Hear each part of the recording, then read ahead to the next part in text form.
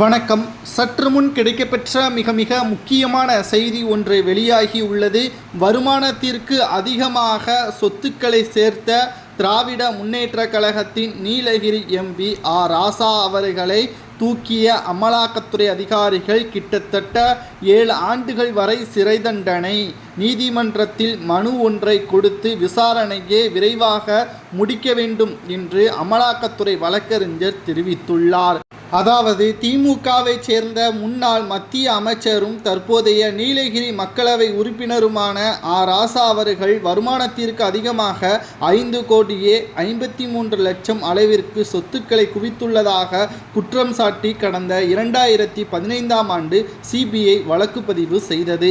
இந்த வழக்கின் அடிப்படையில் அமலாக்கத்துறை ராசா அவர்கள் நண்பர்களாக இருக்கக்கூடிய கிருஷ்ணமூர்த்தி, ரமேஷ், விஜய் சடங்கனி மற்றும் கோவை செல்ட்ரஸ் புரமோட்டர்ஸ் இந்தியா பிரைவேட் லிமிடெட் போன்ற மிக முக்கியமான நிறுவனங்களுடன் தொடர்புபடுத்தி பல கோடிகளை மாதம் வசூல் செய்ததாகவும் இதனால் தமிழக பொருளாதாரத்திற்கும் இந்திய வளர்ச்சிக்கும் பெரிய தடையாக இவர்கள் இருந்துள்ளதாகவும், இதற்கு முன்பாக மத்திய அமைச்சராக இருந்தபொழுது சேட்டலைட்டில் பல குளறுபடிகளை இவர்கள் செய்ததாகவும் தற்பொழுது அமலாக்கத்துறையினர் 14 வழக்குகளை ராசா மீது பதிவு செய்து வைத்திருக்கிறார்கள்.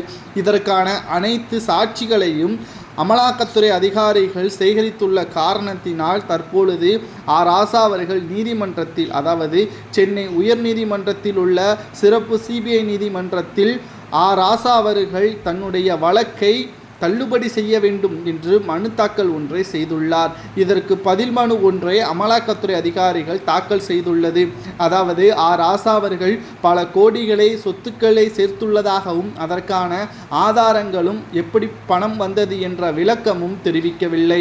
இது தேச துரோகமான செயல்களில் ஈடுபட்ட பணமாக இருக்கக்கூடும் என்றும் அமலாக்கத்துறை அதிகாரிகள் தெரிவித்திருக்கிறார்கள்.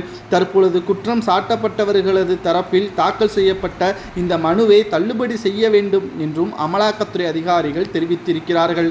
இந்த விசாரணை வருகின்ற ஜனவரி 7ஆம் தேதி விசாரணைக்கு வர உள்ளது. இதில் குற்றம் சாட்டப்பட்டவர்களுக்கு எதிராக அமலாக்கத்துறை அதிகாரிகள் ஆதாரங்களை சமர்ப்பித்தால் திமுகவின் எம்பி ராசா அவர்களது பதவி பறிக்கப்படும், சுமார் 10 ஆண்டுகள் வரை சிறை தண்டனை, சொத்துக்கள் முடக்கப்படும் என்ற தகவலும் வெளியாகியுள்ளது. இவர்களது சொத்துக்களை முடக்கி மத்திய அரசு கட்டுப்பாட்டில் கொண்டு வர வேண்டும் என்றும் அமலாக்கத்துறை அதிகாரிகள் தெரிவித்திருப்பது சரியா? ராசாவிற்கு எத்தனை ஆண்டுகள் சிறை தண்டனை கொடுக்கலாம் என்பதை உங்களது கருத்துக்களை மறக்காம கமெண்ட் வாயிலாக கூறுங்கள்.